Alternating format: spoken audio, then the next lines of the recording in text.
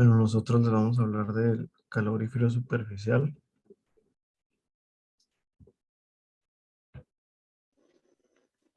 Muy bien, empezamos. No me han mandado las presentaciones.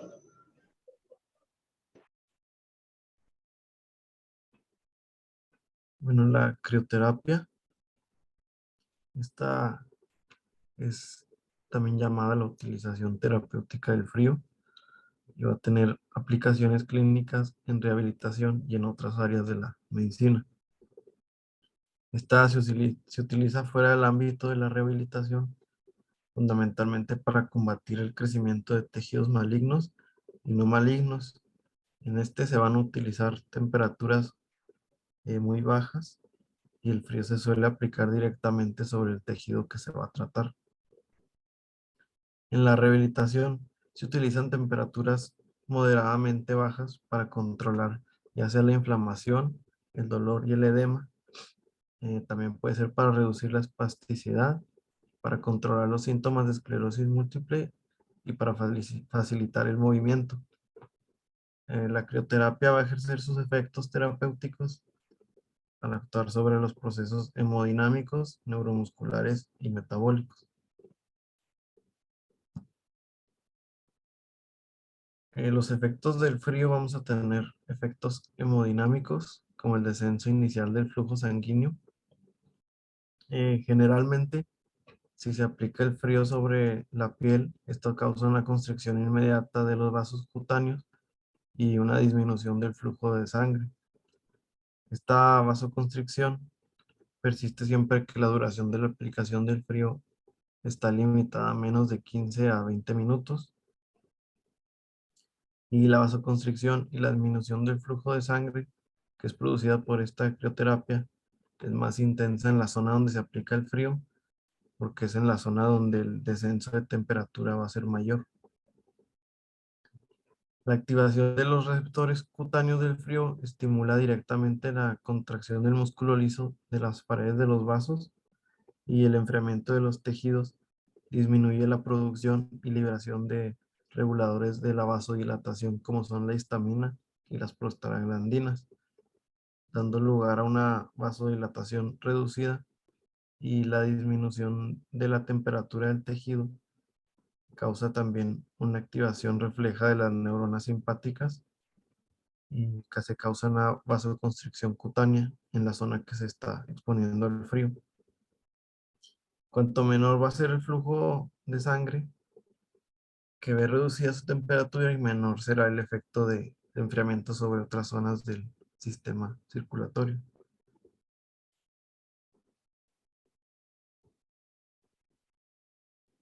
Bueno, tenemos el aumento posterior del flujo sanguíneo, que la vasoconstricción como respuesta inmediata al frío va a ser un fenómeno consistente y sin embargo puede producirse vasodilatación cuando se aplica el frío durante periodos más prolongados o cuando la temperatura del tejido desciende por debajo de los 10 grados centígrados.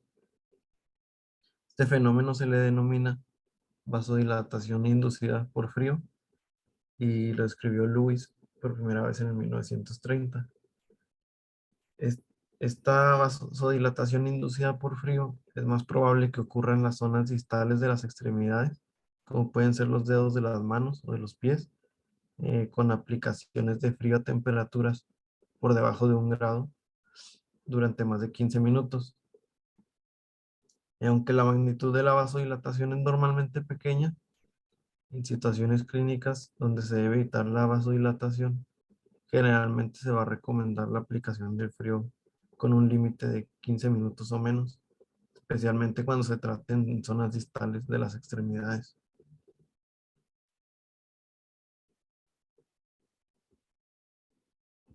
Vamos a tener efectos neuromusculares. Bueno, el frío va a tener una serie de efectos sobre la función neuromuscular, como son la disminución de la velocidad de conducción nerviosa, la elevación del umbral del dolor, la alteración de la producción de la fuerza muscular, la disminución de la espasticidad y la facilitación de la contracción muscular.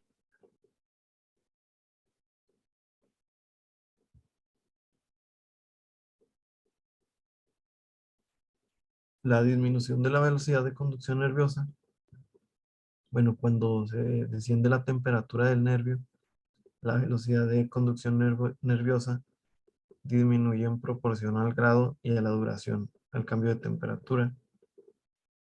Se ha documentado que la disminución de la velocidad de conducción nerviosa en respuesta a la aplicación de un agente de enfriamiento superficial sobre la piel durante 5 minutos o más, y la disminución de la velocidad de conducción nerviosa que se produce con 5 minutos de enfriamiento se va a revertir totalmente en 15 minutos en personas que tengan una circulación normal.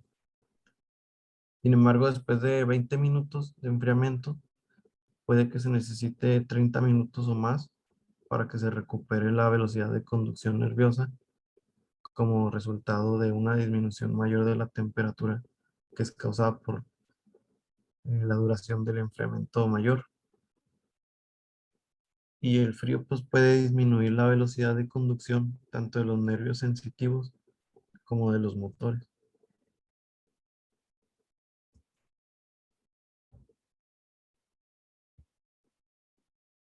En el aumento del umbral de dolor, la crioterapia puede aumentar el umbral de dolor y disminuir la sensación de dolor. Los mecanismos propuestos para explicar estos efectos incluyen la contrairritación a través del mecanismo de la compuerta y la reducción del espasmo muscular. También la velocidad de conducción de los nervios sensitivos o el edema posterior a una lesión. Y la crioterapia puede reducir también el dolor que está asociado a una lesión aguda al reducir el flujo de sangre en una zona y al disminuir la velocidad de las reacciones que están relacionadas con la inflamación aguda, y así controla el edema posterior a la lesión.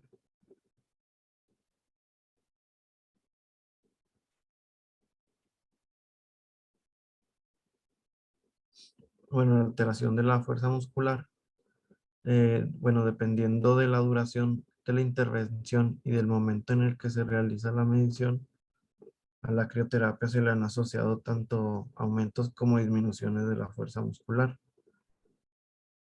Se ha observado que la fuerza isométrica aumenta directamente después de la aplicación de masaje con hielo durante 5 minutos o menos. Y por el contrario, después de un enfriamiento de 30 minutos o más, se ha observado que la fuerza isométrica disminuye inicialmente para luego aumentar al cabo de una hora, alcanzando valores de fuerza superiores a los conseguidos antes de la aplicación del frío, y se mantenían estos niveles durante 3 horas o más.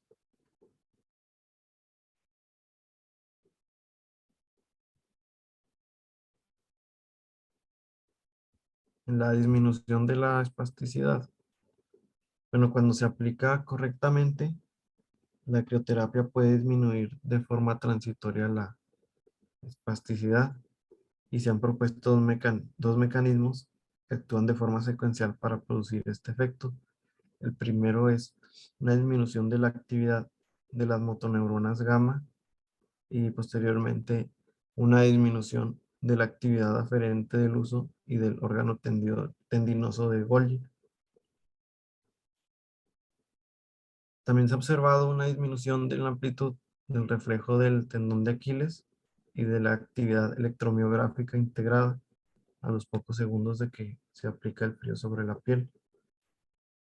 Se piensa que estos cambios están relacionados con la disminución de la actividad de las motoneuronas gamma, como reacción refleja la estimulación de los receptores cutáneos del frío.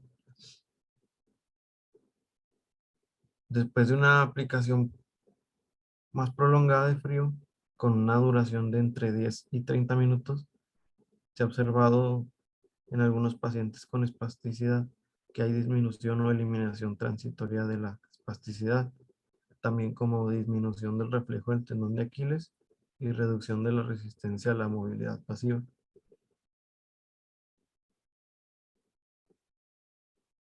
Vamos a tener efectos metabólicos. Bueno, el frío Bueno, va a aquí esta disminuir. parte va a ser muy importante.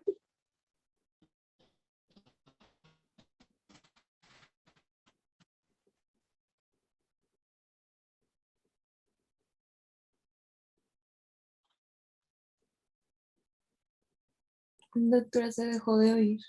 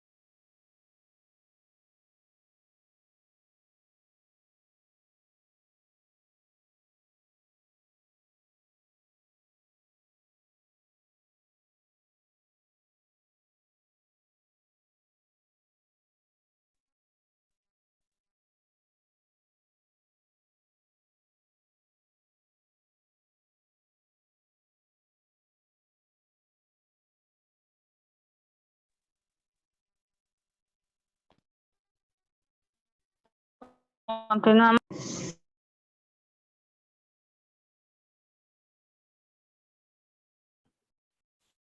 Bueno, vamos a tener los efectos metabólicos. El frío va a disminuir el ritmo de las reacciones metabólicas, incluyendo aquellas implicadas en la inflamación y la cicatrización. Por lo tanto, pues la crioterapia se va a poder utilizar para controlar la inflamación aguda, pero no está recomendada cuando el proceso de cicatrización se encuentra retrasado porque puede alterar la recuperación. Esta se va a recomendar como intervención de prevención o reducción de la destrucción del colágeno en enfermedades articulares inflamatorias como la artrosis o la artritis reumatoide.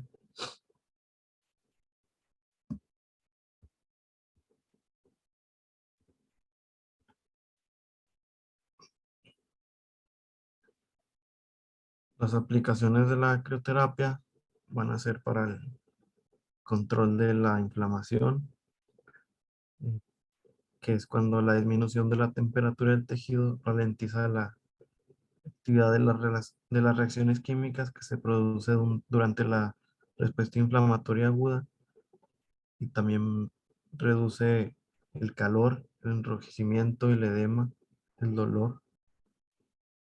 También vamos a tener control del edema, el control del dolor, la modificación de la espasticidad, el tratamiento de los síntomas de esclerosis múltiple, la facilitación y la criocinética y crioestiramiento, que la criocinética va a ser una técnica en la que se combina la utilización del frío y el ejercicio en el tratamiento de una patología o enfermedad. Y esta supone la aplicación de un agente de enfriamiento hasta el punto de entumecimiento poco tiempo después de que se produce una lesión, para así reducir la sensación de dolor y permitir al paciente que haga ejercicio y trabajar y recuperar el arco de movilidad.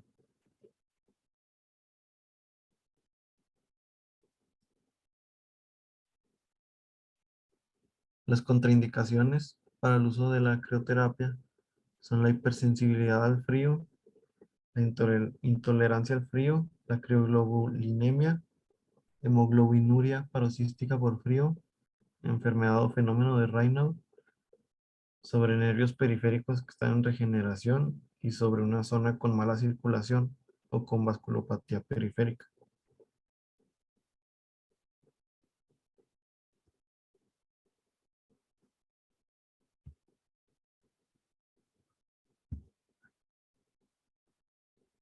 Los efectos adversos de la crioterapia. Bueno, el efecto adverso más grave causado por la aplicación inadecuada de la crioterapia es la muerte tisular causada por vasoconstricción prolongada, la isquemia y trombosis en los vasos pequeños. La muerte tisular puede ser también un resultado de la congelación del tejido, y el tejido puede lesionarse cuando la temperatura del tejido baja hasta 15 grados centígrados. Sin embargo, la congelación no se produce hasta que la temperatura desciende a entre 4 y 10 grados centígrados o a temperaturas inferiores. La exposición excesiva al frío puede causar también lesiones temporales o permanentes en los nervios y va a causar dolor, entumecimiento, hormigueo. Y para prevenir lesiones de partes blandas o de los nervios, la duración de la aplicación del frío debe estar limitada a menos de 45 minutos y hay que mantener la temperatura de los tejidos por encima de 15 grados centígrados.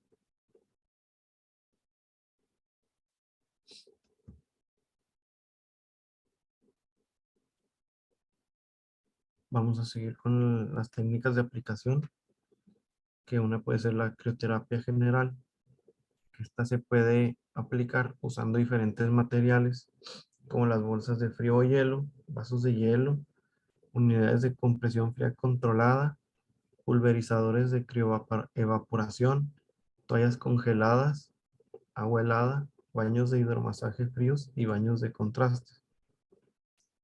Durante la aplicación de la crioterapia, en cualquiera de las formas, el paciente normalmente va a experimentar diferentes sensaciones, como puede ser frío intenso seguido de quemazón, luego el dolor y finalmente la analgesia y el entumecimiento.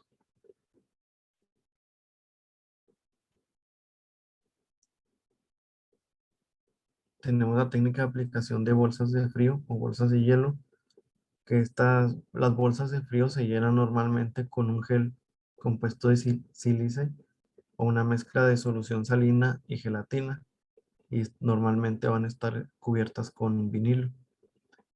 La composición del gel va a estar formulada para que esté en estado semisólido a una temperatura de entre 0 y 5 centígrados, de forma que la bolsa se adapte a los relieves del cuerpo cuando esté dentro de este intervalo de la temperatura.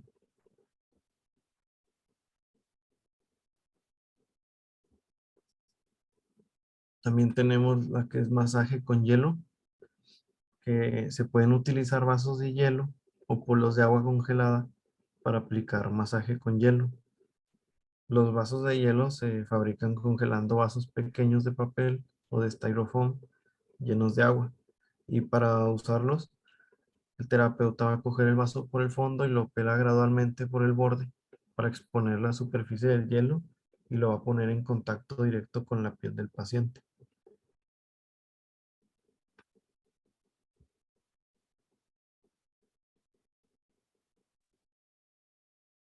Bueno, las unidades de compresión fría controlada bombean de forma alternativa agua fría y aire al interior de un manguito que éste se coloca envolviendo a la extremidad del paciente.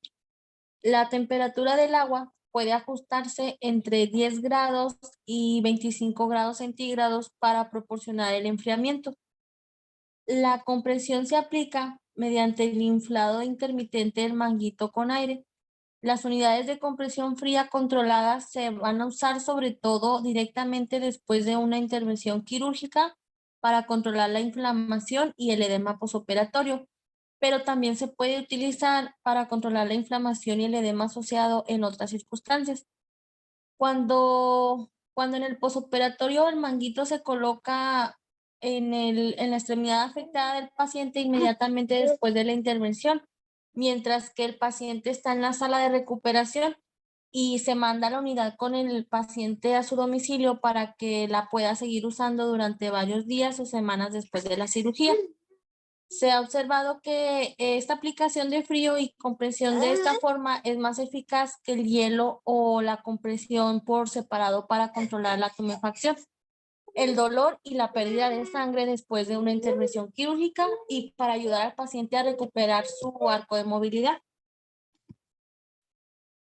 La que sigue, por favor. Los pulverizadores de crioevaporación de cloruro de etilo o de fluorimetane se usaron durante muchos años para conseguir un enfriamiento breve y rápido de piel. Estos productos se enfrían mediante la evaporación.